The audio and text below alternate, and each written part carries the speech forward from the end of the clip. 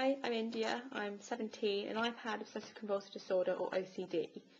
OCD is a serious and debilitating condition that people can recover from, and in fact actually 2% of the population are known to suffer from OCD, which means around 20 in 1,000 people. So you're not alone if you are a sufferer of OCD. And today I want to tell you a little bit about my experience with OCD and the treatment I seek. A little bit about what it actually means to have OCD, and finally what you can do to help yourself if you're a sufferer of OCD and where you can seek advice and support.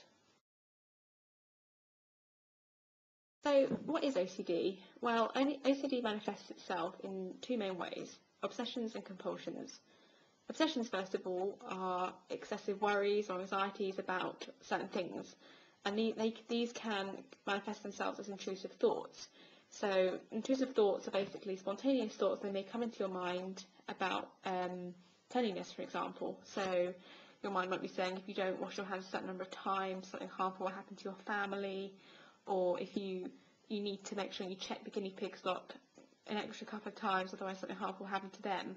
And in order to deal with this very unpleasant and debilitating thought, an OCD sufferer will carry out some sort of ritual behaviour that will deal with it, and this could be the typical kind of excessive hand washing or tapping, or in my case it was seeking reassurance from my parents, but it can manifest itself in many different ways. My OCD often occurred when I was going to bed, and it centred around intrusive thoughts suddenly entering my mind about me calling people rude names and remembering things I'd done when I was little that I got into trouble for.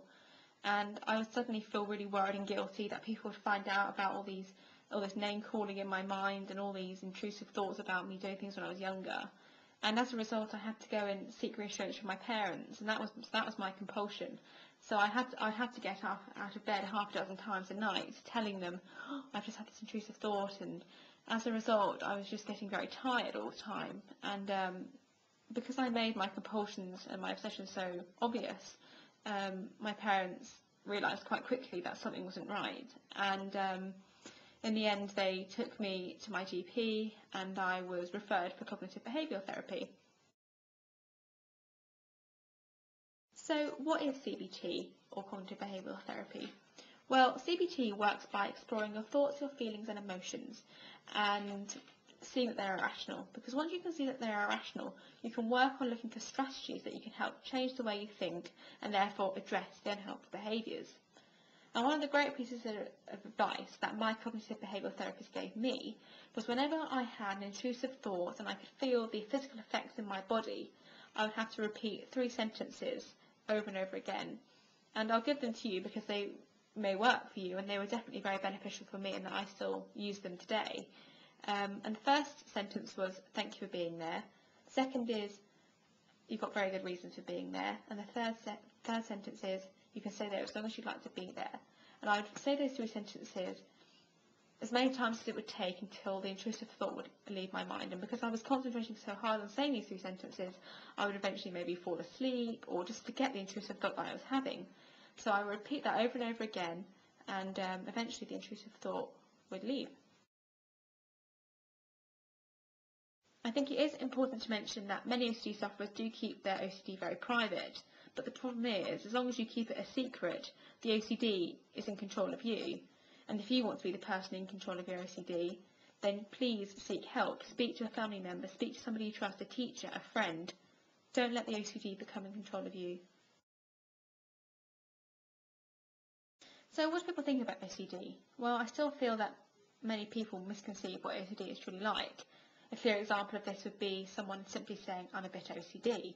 That itself suggests that people don't see it as a serious and debilitating condition, but almost a quirk or a personality trait. And I think as long as that continues, OCD will be trivialised and it will be labels attached to it such as a cleanliness problem. And as long as that continues, then the understanding of OCD won't change. But I think there is hope for the future that misconceptions will begin to be proved wrong. And an example of this would be the Extreme OCD camp, which has recently just been broadcast on BBC Three. No way did that downplay how serious the disorder was, and that revealed to people firsthand even, what OCD is truly like.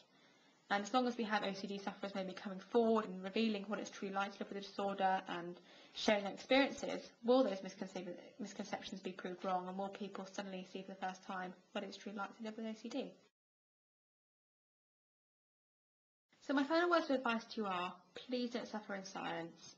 Think to yourself who should be in control of your OCD, and use this as a motivation to go and speak to somebody you trust and seek treatment, be it a friend or a family member or a parent or a teacher.